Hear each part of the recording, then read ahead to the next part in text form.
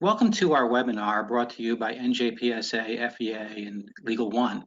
We are very excited to have an opportunity to give you essential information to help all of us working through the pandemic response. Today's session is Pandemic Response Defining Essential Personnel and Functions.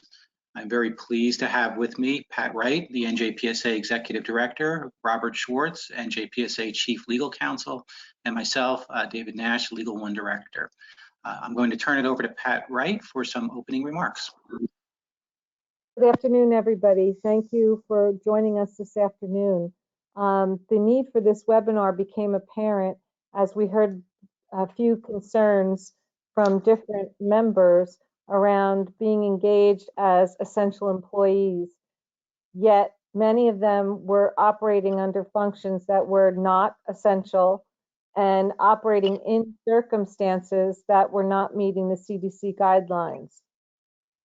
You are doing an absolutely tremendous job right now in a time of severe crisis. But it is important that we remember that you need to take care of yourselves and your families as well. So before I turn it back to David on the particulars of the guidance that we want to give you around essential employees, I just want to say again, thank you for all you do, and please take care of yourself and your families. Thank you very much, Pat. Today's webinar, as we said, is really meant to equip you with the relevant information you need and others in your district need as we think through how to address this unprecedented situation.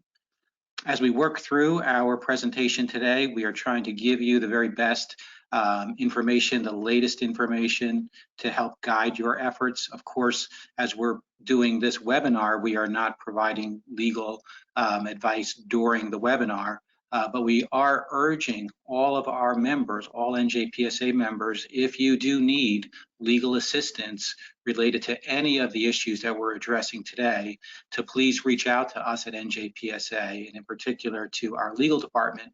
And during the presentation, we do give you the means to be able to do that. Today's presentation is part of an ongoing series that we are providing to try to help our members and to help other key stakeholders understand the scope of what we are dealing with this pandemic. So we are offering a series of these webinars. On Wednesday, we'll be offering a webinar on meeting the needs of special education students. Thursday this week, we'll be offering one on addressing HIV and discrimination claims. Monday of next week, we're offering one in partnership with the New Jersey School Counselors Association on addressing student mental health and counseling needs. Tomorrow, we are actually offering a webinar in partnership with the New Jersey Department of Education talking about emergency response protocols. And we are planning additional webinars with information forthcoming in the very near future. David, yes. Can I jump in for 1 minute? Please. Pat Wright again. I just want to announce early on to be looking out for another webinar that I know you are all probably very anxious to get information on, educator evaluation. We are expecting guidance very shortly from the Department of Education. Just to let you know, NJPSA was at a table with other organizations and the department around creating reasonable guidance around educator evaluation. That guidance should be out this week, and we are planning to host another webinar on this Friday at 10:30, and we expect to have Dr. Linda Eno joining us to review the guidance from the department around educator evaluation. We know that many of you are trying to create that wheel right now in your districts about how you're going to accomplish that. I urge you to just take a breath for a minute and wait for this guidance to come out before you put a lot of work and effort into educator evaluation without knowing what this guidance will bring forward. So that's going to be a very important webinar on Friday at 10:30. In addition, we have begun the process of exploring alternative means to provide much of our professional learning. So we are showing you here a series of free Zoom workshops that are going to be offered between April 7th and April 17th. And we are in the process of transforming a number of our planned workshops into interactive online opportunities. So there will be additional information forthcoming, but these are a number of free sessions that we're also offering in an effort to support you moving forward. As Pat said, the overarching goal for today is to make sure that we are helping you in your efforts to ensure the health and safety of all students, parents, and staff members during this crisis. As part of our effort today, we want to try to address some fundamental misunderstandings that have come out regarding what are the essential functions that schools perform that require personnel to be on site. And we want to provide some direction for helping you to respond to any directives that could potentially endanger staff, parents, students, or others. So Bob, I know that as our Chief Legal Counsel, you have had outreach from some of our members who have expressed some of these concerns. Yeah, so beginning on March 16, when schools were closed by order of the governor, we started getting phone calls from people who were saying that notwithstanding the fact that schools were closed, administrators were still being required to come in because they were deemed to be essential employees. And technically that's true, administrators are essential employees, but given what's going on with this COVID virus pandemic, our advice to everyone, and I believe this was also the intent of the governor's order, is that essential employees, essential functions should be defined by the superintendent, the chief school administrator, and it shouldn't be a blanket requirement for all administrators to come into the building. Unfortunately, at least during the week of March 16 and to some degree last week as well, that appeared to be the case because we were getting phone calls from people saying the superintendent is requiring us to come in. Obviously, it can't be insubordinate. Yeah, if they're requiring you to go in, you have to go in. Some superintendents were indicating that if you don't want to come in, you can take a vacation day, you can take a sick day. Frankly, from our standpoint, that is a violation of the executive order that was issued by the governor. And that's what we told our people. And to try to get consistency in terms of the approach of superintendents throughout the state, we were in touch with the DOE, the Department of Education, and we created guidelines which are on the NJPSA website. And basically what it comes down to is essential employees should be defined as the business office, maintenance, food services, technology, and that's pretty much it. If an administrator is required to go into the building because parents need to come in to get a child's clothes or books or laptops, it would seem to us that that should have occurred in the first week. It shouldn't be an ongoing process. And the whole point of the executive order that was issued by the governor is to limit human contact, to keep everybody in place, to keep everybody at home to the extent possible. And that superintendents were requiring administrators to come in, even if it was only once or twice or 3 times a week, needlessly exposed them, meaning the administrators, to the virus, and perhaps other people as well. And I think if we're learning any lessons from this, the lesson is that the more people who quarantine themselves, the more people who stay home, who stay put, who don't travel, the quicker we're going to get over this, and the quicker this virus is going to die. If we're loose in terms of how we comply with the executive orders, then we're only going to prolong the agony of this closure and the agony of this virus, and we're going to prolong deaths. David put together a PowerPoint, and on the PowerPoint, the numbers are stark. When schools were closed on March 18th, and this is on page 10 of the PowerPoint, when schools were closed, there were 162 cases. Today, there's about 162 deaths in New Jersey, and I don't recall what the exact number of coronavirus cases there are, but there's been an exponential growth since March 18th. So our advice to all our members is to stay put to the extent possible, that if you do have an issue with the superintendent requiring you to come in, that you call the NJPSA or you email the NJPSA at legal@NJPSA. And one of the attorneys from the association will get back to you, and we will try to deal with the situation. I think probably during the 2-week period that we've just come through, we probably received 30 to 40 phone calls, maybe more, from people who are being required to come in notwithstanding this executive order. The executive order that I'm referring to is Executive Order number 107. So again, our advice to everybody is to stay in touch with us, with the NJPSA. We'll try to deal with this with you individually, and to the extent that we can, we'll try to deal with this with the DOE as well. So just to underscore some of the points that Bob was making, we're going to today review where we are today, the scope of the governor's Executive Order 107, how we respond to violations of that executive order, guidelines for determining the functions that require physical presence at school, safety protocols that should be required that need to be followed if we do have school personnel who have to be on site, thinking through the many functions that can be performed remotely, and then giving you some information about recent legislation at both the state and federal level to provide some additional employee rights and protections. So we can see here that the governor, when he announced the closure of schools on March 16th, was very strong in his language about how our paramount priority is to flatten the curve of new cases. We've all become very familiar with that phrase, unfortunately. And the idea is that we don't want to overwhelm our healthcare system and overload our healthcare professionals on the front lines. Everybody has a responsibility to make sure that does not happen. And obviously, when you look at the huge number of students and staff members that are in our school buildings each and every day of the school year, it is a tremendous responsibility that everyone in the school setting has to take very seriously.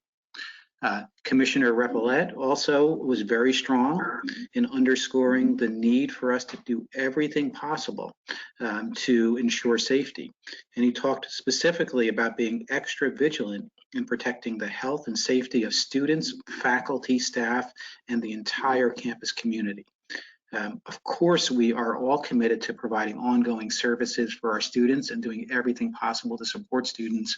And of course, we have to also be equally committed to making sure that we're behaving in a responsible, safe manner that does not endanger any of our students or staff members during this challenging time. So just to underscore again what we have said from the beginning here, March 5th, it seems like an eternity ago. That was the first confirmed New Jersey case of COVID-19. March 9th, the governor declared a state of emergency.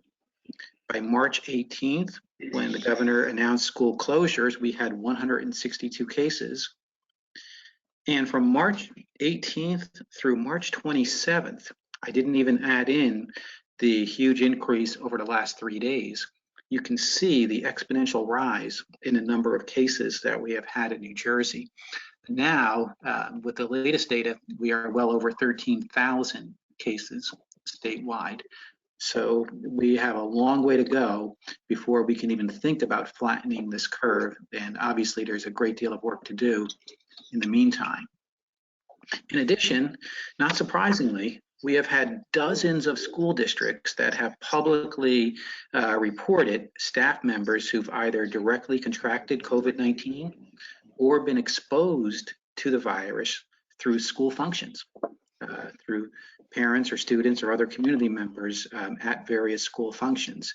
And that was as of March 26. We know the numbers keep going up every day. And that underscores how important it is for us to continue to minimize the number of staff members who need to physically be present in our buildings and to act responsibly and carefully following all protocols when staff members are in the buildings. We do know that the New Jersey Department of Health, CDC, and US Department of Education have put out guidance to help school districts when we do have issues of a positive test in the school community. There is a duty to warn others where there is imminent danger to health and safety. And that would include situations where a staff member is testing positive and has potentially exposed other staff members, parents, students, or others in the school community. Generally, there is a need to do everything possible to maintain the confidentiality of an individual student or staff member who may have tested positive, but we still have an obligation to warn. We still have a duty to warn others so that they can take appropriate actions, including, in many cases where they've had close contact, quarantine for a period of time. So in order to do that, we have to share information. We have to work very closely with our local Department of Health to make sure that appropriate information is being shared and those who may have been exposed are able to take appropriate precautions. And we're learning more and more about how this COVID-19 virus spreads. We know that it can spread through respiratory droplets, but we also know that it can spread by touching various surfaces. And we're seeing more and more in the research how long the virus can last on various surfaces. So for example, the virus can last in aerosol for up to 3 hours, up to 4 hours on copper, up to 24 hours on cardboard, and up to 2 to 3 days on plastic and stainless steel. This is the data that we have, the best information we have from the CDC, National Institutes of Health, Princeton University and UCLA on how long this virus can last on various surfaces, which again underscores the importance of reducing the number of individuals who are in the school setting, and when they are in the school setting, making sure that all appropriate cleaning and safety protocols are followed. So because of this, because of the situation that we're in, the governor did put out a very detailed executive order. In that executive order, the governor made clear that we are talking about something that is extremely contagious, that poses a huge danger to health and public safety. The order is not optional. It requires that we all take measures to limit and reduce the spread of this virus. One of those measures, of course, is standing 6 feet apart from others. But the governor was very specific in saying that whenever possible, staff members need to be working remotely and not directly coming into the work site. The order calls for flexibility in work rules and requires employers to fully require compliance with safety measures. It includes having all non-essential personnel work remotely so as to limit exposure. And this can be a difficult concept for us to address because, of course, school administrators are essential personnel in making sure that the school district runs well. But in this particular context, we're talking about, when we say essential personnel, those who physically need to be present in that school building. And the vast majority of the functions that our schools are serving can be served remotely, given the situation that we're dealing with here. Of course, we'll walk through some things that can't be done remotely, but the challenge is, whenever possible, to make sure we are performing services remotely. The Department of Education recently notified, as we know, every district that we need to have plans in place to address how we're going to provide services remotely. And each school district is now required to have in the plans that were submitted to your executive county superintendent a specific rationale for those personnel that have to report physically to the work site and exactly what function that person is performing in the work site, what the justification is for that person to have to physically report. So those plans now have to require the specific functions, the minimum number of personnel necessary to perform those functions, and the measures being taken in accordance with relevant CDC and other guidelines to ensure health and safety of all staff when they are required to report to work. So our administrators should all be aware of what's in your district's plan and make sure that the plan specifically lays out the justification for why individuals are required to report to work. And we laid out in the guidance document that we have put out on our website key considerations that we all need to think through when we're determining who has to report to work. So first, we see that we should be allowing administrative staff to work remotely, except for those personnel who are needed to provide essential or critical services. That we need to define the essential functions that require presence on site. Any function that can be performed remotely, we need to make sure is performed remotely. The third point is a really important one, allowing administrative and other personnel deemed to be at high risk of contracting the coronavirus due to age or underlying medical condition to be provided the reasonable accommodation of being able to work remotely without charge to sick days, personal days, or vacation days. So Bob, I know this has been a particular issue that you've received a number of phone calls on. Right. There was one individual who was home with his parents and his children and his wife, and he was afraid that if he had to go in, he would expose everybody, but specifically expose his parents. And he tried to have a discussion about that to no avail. And that he's one of the people who was told to take a vacation day if he wanted to.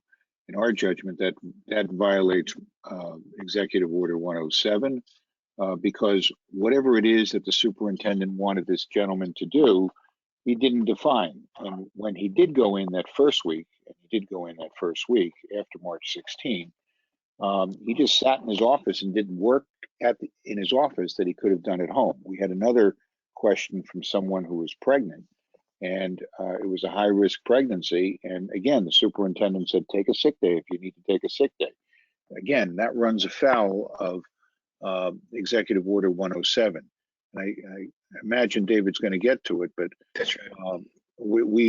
If there's a violation of Executive Order 107, there's a process for you to get in touch with the DOE, to advise the DOE and the state that there's a violation, and hopefully the district will be contacted by the appropriate people, and remedial measures will be taken. So just to walk through some additional considerations that should help guide districts when they're thinking through the issue of who needs to report to work. Obviously, administrators or other staff who have symptoms of the coronavirus, including coughs, fever, shortness of breath, should immediately seek medical assistance by calling their physician, should self-quarantine, and should not be compelled in any way to report to the workplace. The chief school administrator or superintendents do need to report any personnel within the district who are symptomatic of the coronavirus to other personnel who the infected employee may have been in contact with, so that appropriate precautionary measures can be taken. That is critical to reducing the spread of this virus for us to be able to act earlier rather than later. Superintendents and chief school administrators need to report to appropriate school and health officials, personnel who test positive for the coronavirus. And they should be working in coordination with health officials to make sure that we are providing, in those cases where there's a positive test, appropriate information to parents, students, or others who might have been in contact with that infected employee. Again, the idea is to do everything possible to protect the employee or student's confidentiality, but still to provide that warning that others need in order to take appropriate precautionary measures.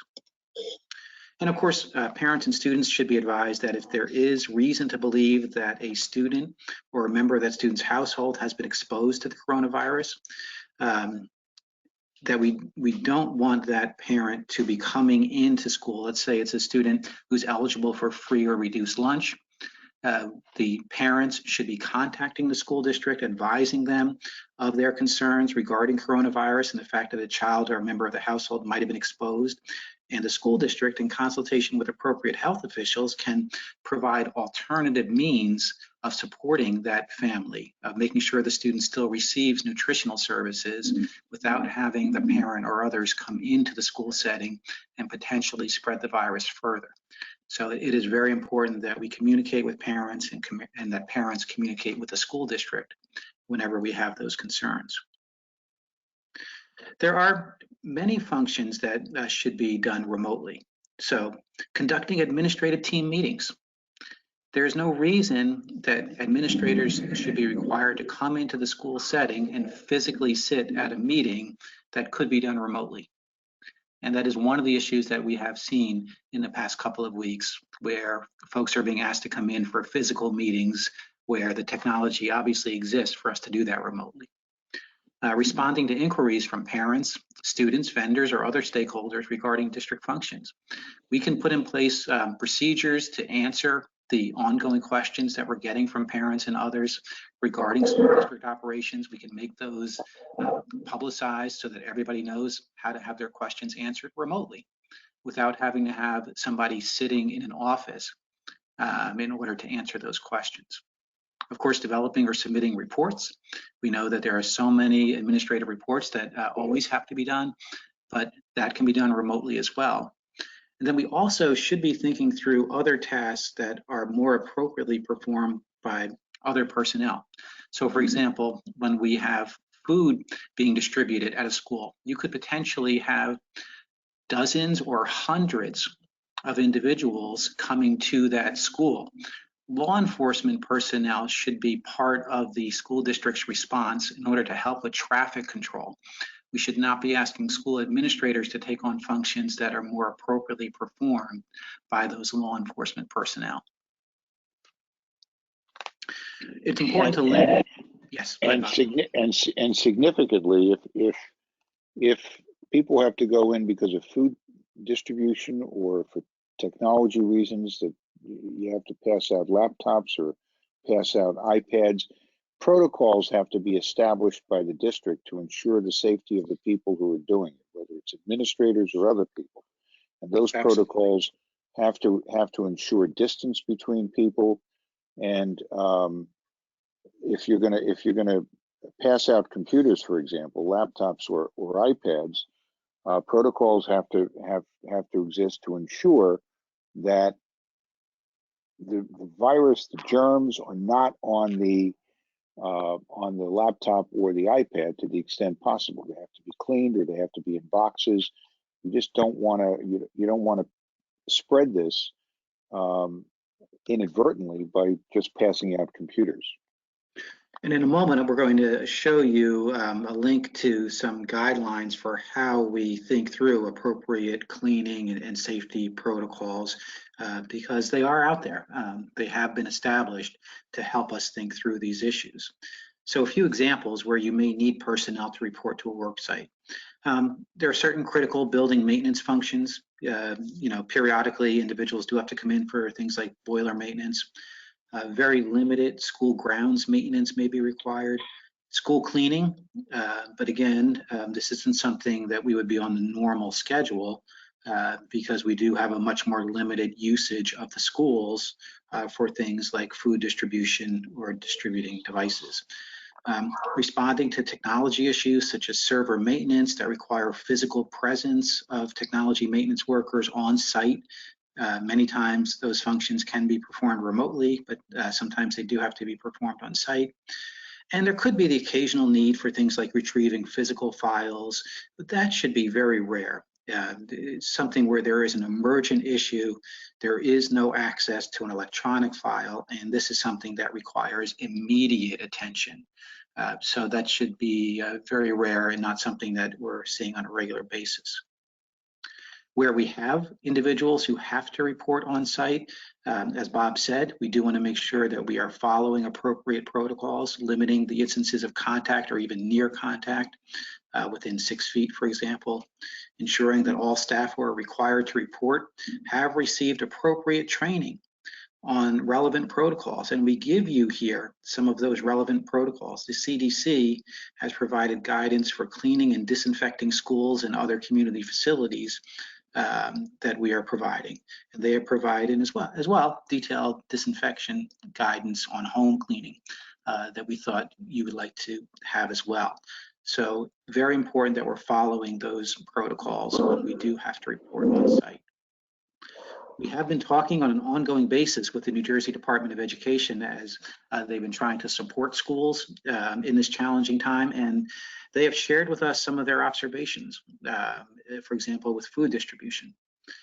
Placing meals on one table risks contamination of bags. When you have a large number of meals all placed on one table and parents are coming and picking up one bag for their child, there's an excellent chance they're going to be touching other bags. They're going to increase the risk of exposure.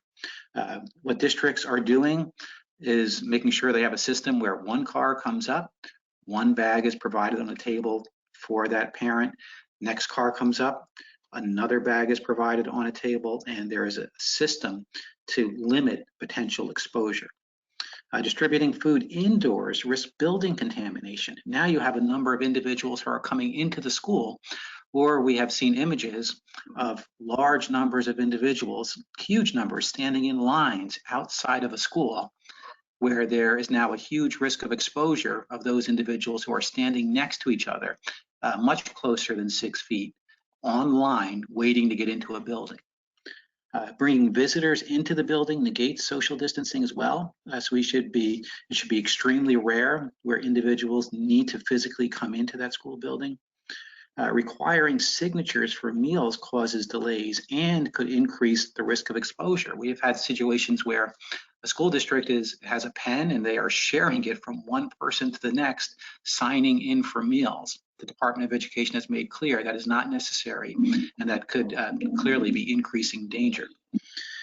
In most districts, we've also had excessive meals being prepared, and that has led to food waste. So you do want to make sure you're planning appropriately so that we can properly gauge what the needs are in the community.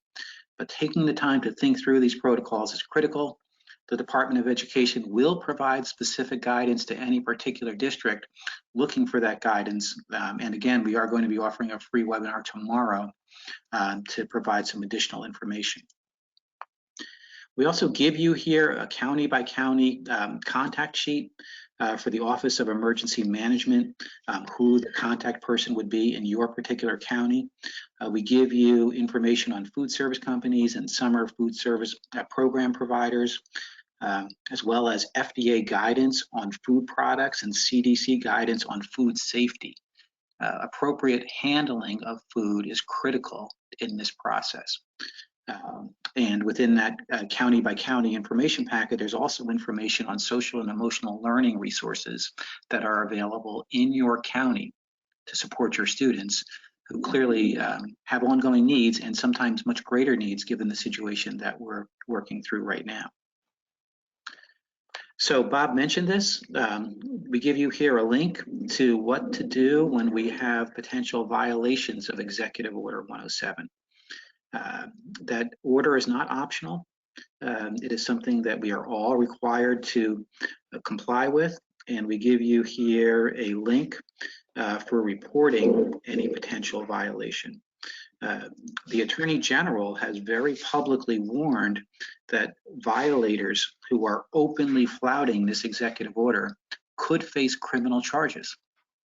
And we actually had one situation where charges were filed against a private school headmaster who was not following the rules when it comes to Executive Order 107 and inappropriately requiring students and staff members to come into a school without proper justification. NJPSA members obviously are encouraged to reach out to our legal department if you have any particular concerns regarding those violations. Bob, any additional thoughts on this particular slide? Yeah. I'm just going through the news right now, and as of 2:30 this afternoon, New Jersey had 16,636 cases and 198 deaths. So next to New York, we have the most cases, and I think we may have the most deaths as well. So if that doesn't send the message, I'm not sure what will. We've got to stay inside.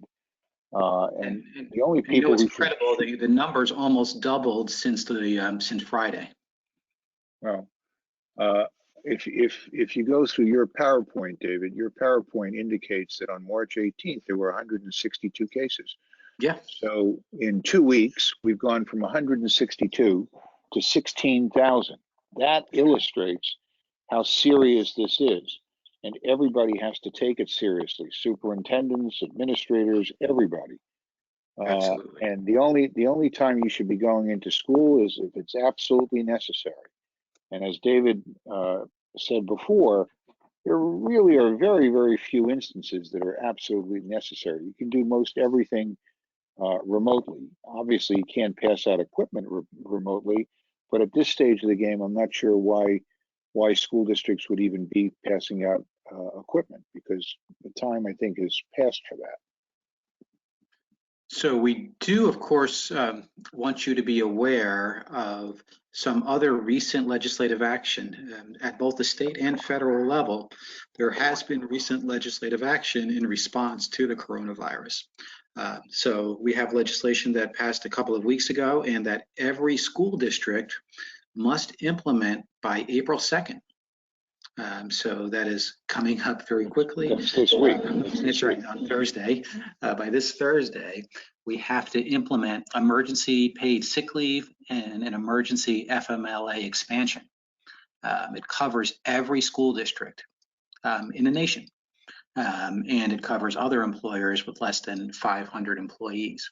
So we do give you a link here to an article that helps you to understand the particular provisions in this statute.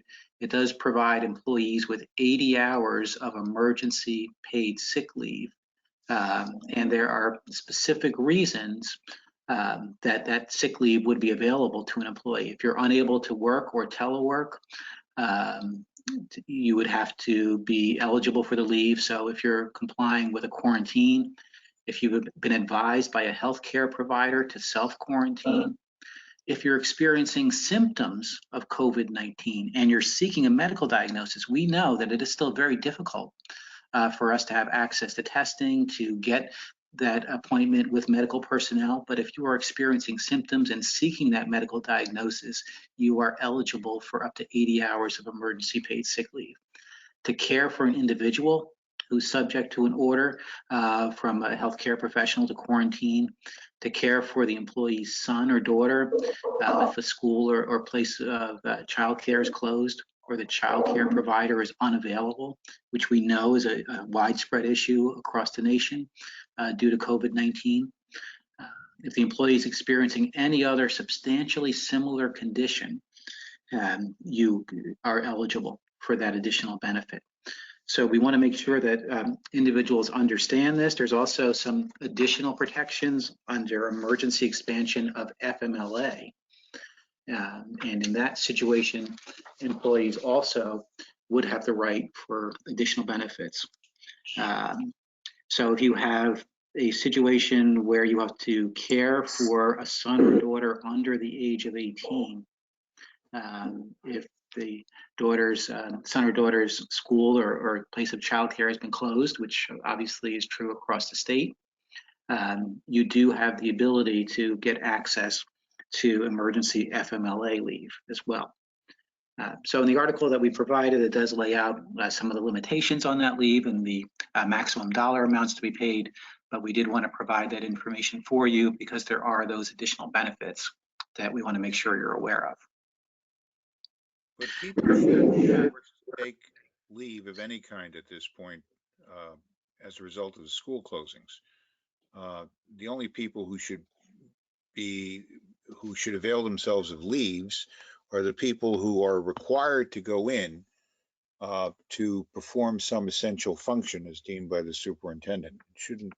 People who are out shouldn't be taking leave, sick days, vacation days, or any other days. They're out because schools are closed because of this pandemic. That's right. As long as you're still able to perform the administrative functions, which the vast majority of them can be performed remotely, and even if there has to be a readjustment in functions, a reasonable accommodation when necessary is to make sure that we are giving somebody the opportunity to perform the functions they can perform remotely. So we are giving you some additional information under state law. We do have new legislation that makes clear that you cannot terminate or otherwise penalize an individual who requests or takes time off from work based on the recommendation of a medical professional licensed in New Jersey, that the employee take time off for a specific period of time because they may have an infectious disease such as COVID-19. The employer shall not, following the time off from work recommended, refuse to reinstate the employee to the position they were in before, and there should not in any situation be a reduction in seniority status, benefits, pay, or any other terms and conditions of employment. Where we have violations, written complaints can be filed with the Commissioner of Labor and Workforce Development. Obviously, you should be reaching out to NJPSA's legal department if you feel like your rights have been violated in any way, and we can make sure those rights are protected and act proactively to head off any of these issues. We also have an expansion of family leave and disability leave. So this particular statute expands the scope of the state's temporary disability insurance and family leave insurance laws. So it made clear that during this state of emergency, a serious health condition includes an illness caused by an epidemic of a communicable disease, exposure to disease, or efforts to prevent spread of that disease. And we have these additional benefits that are available when we have somebody who is faced with those situations. So we want to make sure that you're clear about the additional family leave and disability benefits that are available when necessary. This also eliminates the current 1-week waiting period for disability benefits because of the epidemic. And it modifies the Family Leave Act so that the rights to reinstatement to the employment provided apply to this particular case. And it also makes clear that earned sick leave provided by the law is also available in any epidemic-related cases. So we wanted to make sure that other rights were also known to all of you. So we give you a link here with some additional information about the expansion of paid family leave benefits. We also give you a link to the New Jersey Department of Labor information regarding various scenarios that an employee may be in and the benefits that are available, and it walks through a number of scenarios. And we give you additional information regarding earned sick leave, which could be relevant for some of your employees who are not full-time employees, because the vast majority of full-time employees have additional protections separate and apart from earned sick leave. There's also other legislation that has been signed that school districts are going to have to implement. It has not yet gotten the specific set of regulations that are required, but on September 20th, the governor signed Chapter 6 that says that we have to provide meals, obviously, for all students eligible for free and reduced lunch, that we have to identify distribution sites, as school districts already have done, collaborate with county and municipal officials. It does make clear that school districts may work with other entities like faith-based locations and community centers like YMCAs to help with food distribution. So that is possible to incorporate into your plans. It also makes clear that where we have a high density housing area, the district is required to make every effort to identify a site in that housing area. And the statute says that we should be providing areas that are walkable and easily accessible for targeted students and families who are eligible for free and reduced lunch. And that means that in many cases, we can't simply have one site for the entire district that is not accessible. We're supposed to identify students who cannot get to various sites that they're not easily accessible for those students, and show in our plans that we're addressing the needs of those students, distributing either to the student's residence or to a bus stop, a pre-established bus route, ensuring that a parent or guardian is there to pick up the food. And it does allow for up to 3 total days of food to be delivered at any one time. You could use district-owned buses. You might contract with a variety of other service providers for food delivery. You can cooperate with other school districts as well. If a district's unable to meet all those standards, The district does have the option to establish a food voucher system for eligible students that would allow students and their families to access nutritious food at food retail stores rather than having to come to the school district. So we are awaiting criteria from the Department of Education in consultation with the Department of Human Services that will spell out the way school districts do this.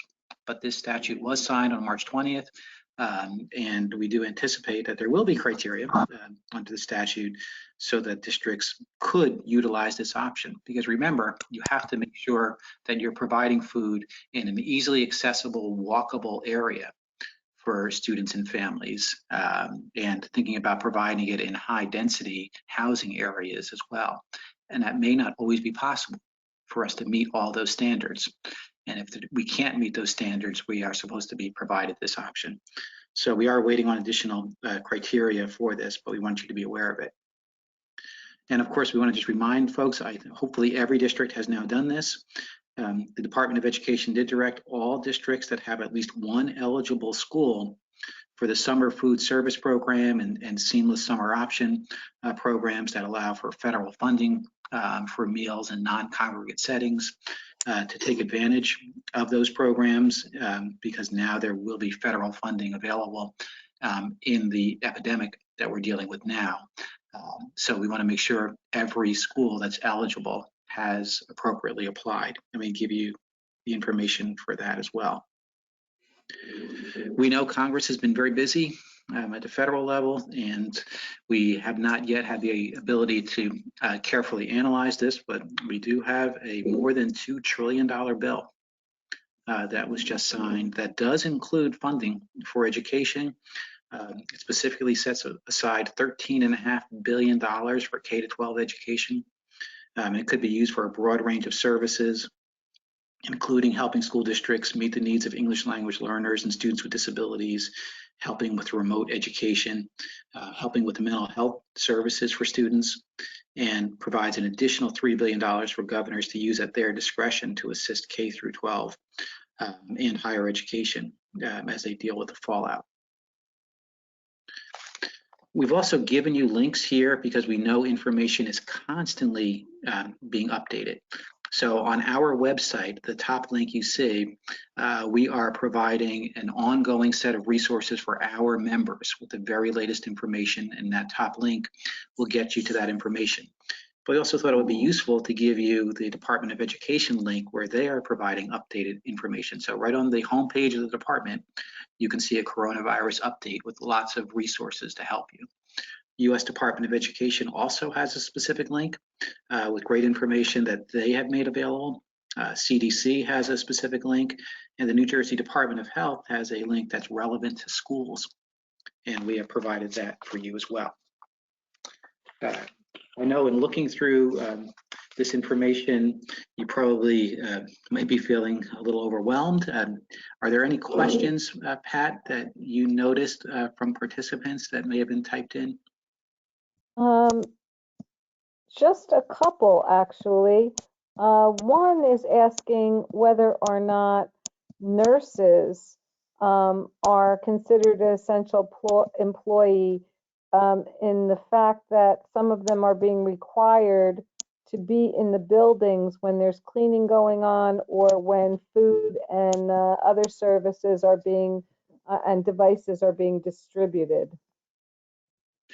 So the school nurse, if there was a specific health issue that came up, would be the one most equipped to deal with that issue. I have not seen in the Department of Education guidance that's come out any specific discussion about school nurses. I would imagine the rationale is that if there was an emergent medical issue involving a student while they were picking up food or devices, the nurse could assist with that particular issue.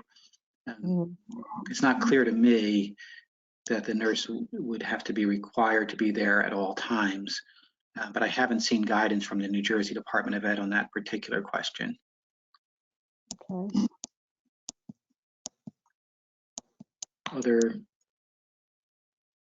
There's a question here, and David, I don't know if you're familiar, does the new New Jersey state law signed last week, S2304, affect teachers, or is it just focused on earned sick leave? We will review that. I don't know off the Okay. top of my head, but we can provide, one of the things we're going to do is respond to the questions we're getting during Right. this webinar, and we can post information on S2304 and how it applies. Okay, great. The only other question we had was, how do people find out about the webinar on educator evaluation? That's an easy answer. You'll be receiving an email blast, and also be on our website about the information on the educator evaluation webinar on Friday, this Friday at 10:30. Yes, yes, and we will be sending out that broadcast email to make sure everybody sees the information about that.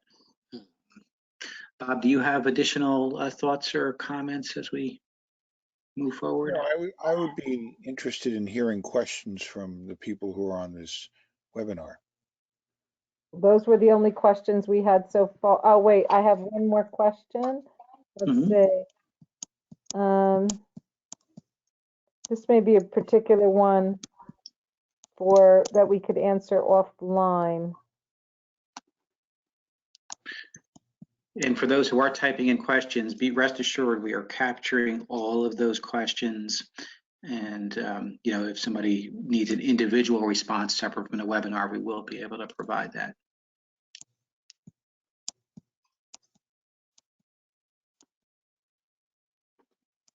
So Yeah, I I want think everybody to understand that the additional sick days that people are entitled to, the additional leave that people are entitled to, that should only apply to the people who are essential employees who are performing essential functions and are required to come in but don't come in because of health issues or health issues affecting their families. People who, if the schools are closed and you're not performing an essential function, shouldn't be going in. I have another good question, David.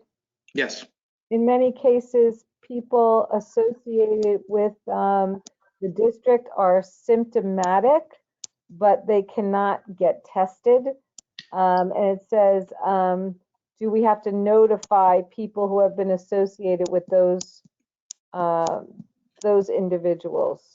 so working Can I address that, David? Yes, go ahead, Bob. It seemed to me that you should notify the superintendent right away, and the superintendent should then try to notify or try to determine who this person may have been in contact with and notify those people as well.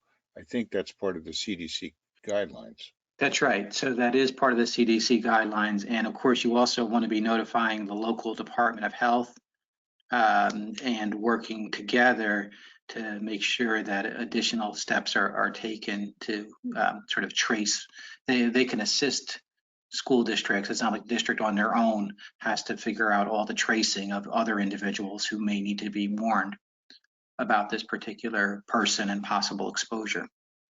And also, if a member of the public comes down with this or is symptomatic, hopefully that person will call up the superintendent. And again, the superintendent's going to have to determine who that person was in contact with. And then the superintendent's going to have to reach out to let everyone know who that person was in contact with, that this person is either symptomatic or has tested positive.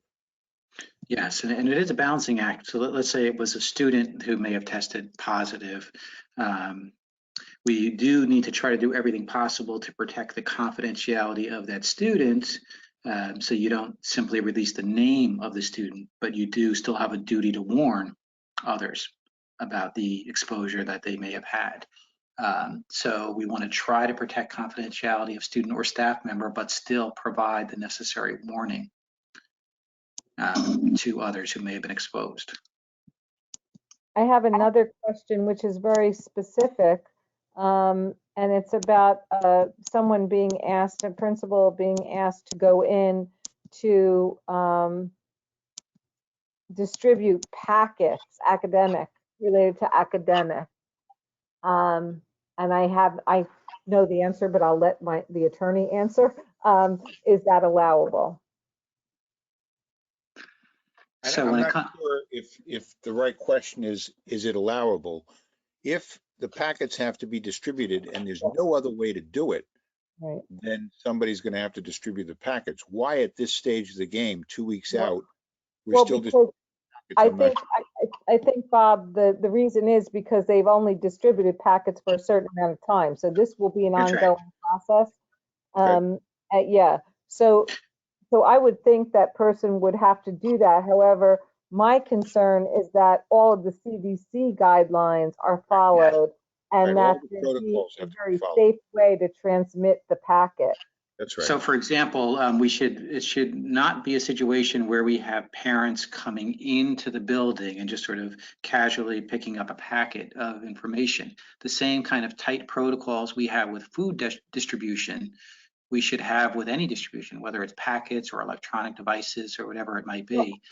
I know I heard an instance of this happening in one district where they were picking.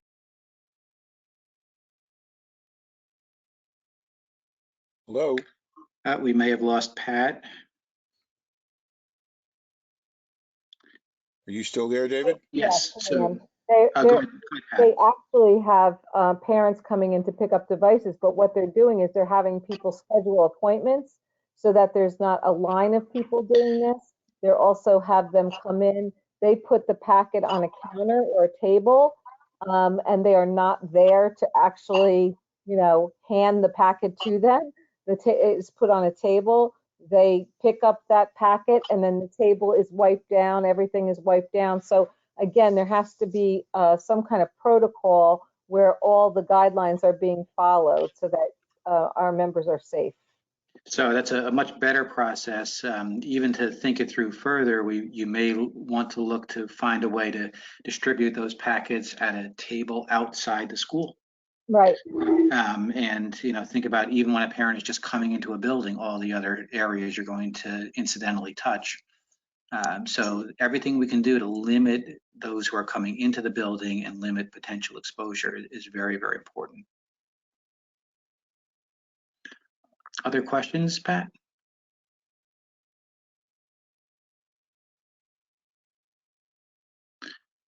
So not hearing any additional questions, we do want to thank all of those who have participated in today's webinar. Thank you for everything you are doing for our children. We know how committed you are, and we are, of course, committed to helping you serve the needs of children, but also committed to helping make sure that you are healthy and safe.